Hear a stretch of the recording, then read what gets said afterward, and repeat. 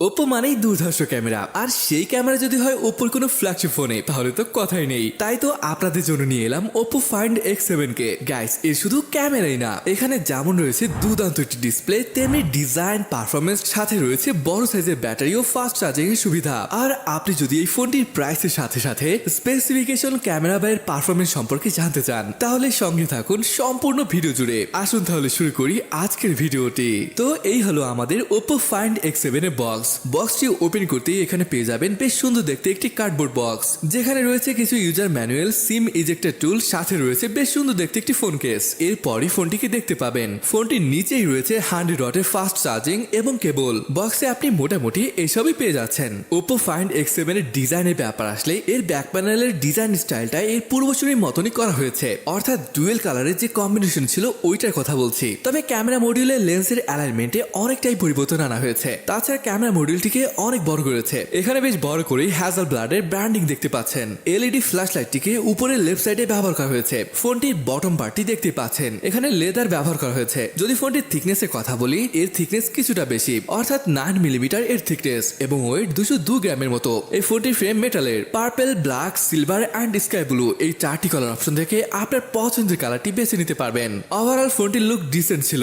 যদি ডিসপ্লে নিয়ে বলি, এখানে ব্যবহার করা হয়েছে 6.78 ইঞ্চি এর 1.5K রেজুলেশন যুক্ত অ্যামোলেড প্যানেল। এখানে কার্ভ ডিসপ্লে ব্যবহার করা হয়েছে। এটির সব থেকে বড় হাইলাইট হলো এর ব্রাইটনেস, অর্থাৎ 4500 নিটস এর পিক ব্রাইটনেস ব্যবহার করা হয়েছে এখানে, যেটা সব পরিবেশে আপনাকে ভালোভাবে দেখতে হেল্প করবে। তবে ম্যানুয়াল ব্রাইটনেস 914 নিটস এবং গ্লোবাল ম্যাক্স ব্রাইটনেস 1024 নিটস পর্যন্ত থাকবে। গাইস, এটি প্রো এক্সডি ডিসপ্লে, তাই ইমেজ ডাইনামিক রেঞ্জ খুবই ভালো পাওয়া যাবে। এছাড়া বর্তমান অন্যান্য ডিসপ্লের মতন এখানেও এলটিপিও টেকনোলজি ব্যবহার করা হয়েছে, অর্থাৎ 1 থেকে 120 হার্জ পর্যন্ত ডাইনামিক্যালি পরিবর্তন হবে, যার ফলে পাওয়ার অপচয় কম হবে। সাথে অ্যাডাপটিভ ব্রাইটনেস ফিচারসও রয়েছে। এই ডিসপ্লেটিকে প্রোটেকশন করার জন্য রয়েছে গোরিলা গ্লাস ভিক্টাস 2। ফোনটির স্পেসিফিকেশনে যদি বলি, এখানে ব্যবহার করা হয়েছে মিডিয়াটেক ডাইমেনসিটি 9300 অক্টাকোর প্রসেসর, আর এটি কিন্তু বেশ শক্তিশালী একটি প্রসেসর। ফোনটির বেস ভ্যারিয়েন্ট 12GB র্যামের সাথে 256GB স্টোরেজ থাকবে, এবং সর্বোচ্চ যে ভ্যারিয়েন্ট রয়েছে ওখানে 16GB র্যামের সাথে 1TB স্টোরেজ দেওয়া হয়েছে। আর যদি বলি স্টোরেজ টাইপের কথা, র্যাম টাইপ LPDDR5X এবং রম টাইপ UFS 4.0।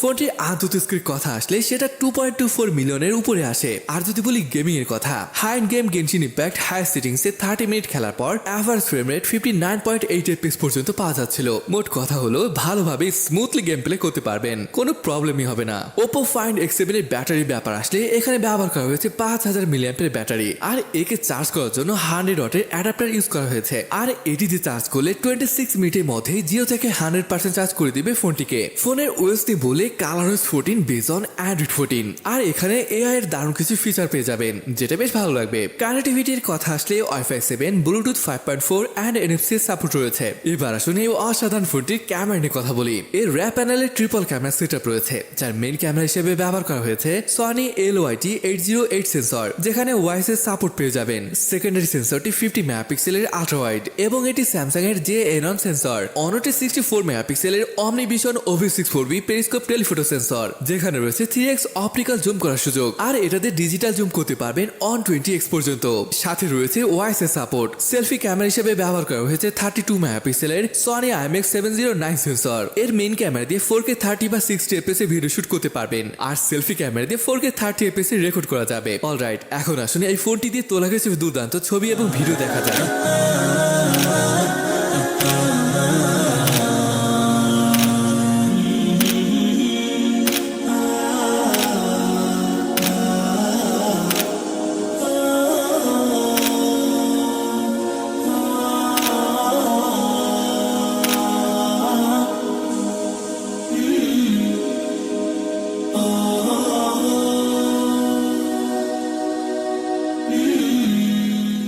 গাইস, এই ফোনটির 12256GB ভ্যারিয়েন্টের প্রাইস রাখা হয়েছে 3999 ইউয়ান, যেটা টাকায় কনভার্ট করলে দাঁড়াচ্ছে 62,000 টাকার মতন। হ্যাঁ, অবশ্যই এটা প্রাইস আরো বেশি পড়বে যখন দেশের বাজারে আসবে। এখন বলুন তো ওভারঅল ফোনটি আপনার কাছে কেমন লেগেছে? আপনার মতামত কমেন্ট করে জানান। তাহলে আজকের ভিডিওটি এখানে শেষ করছি, দেখা হবে পরের ভিডিওতে।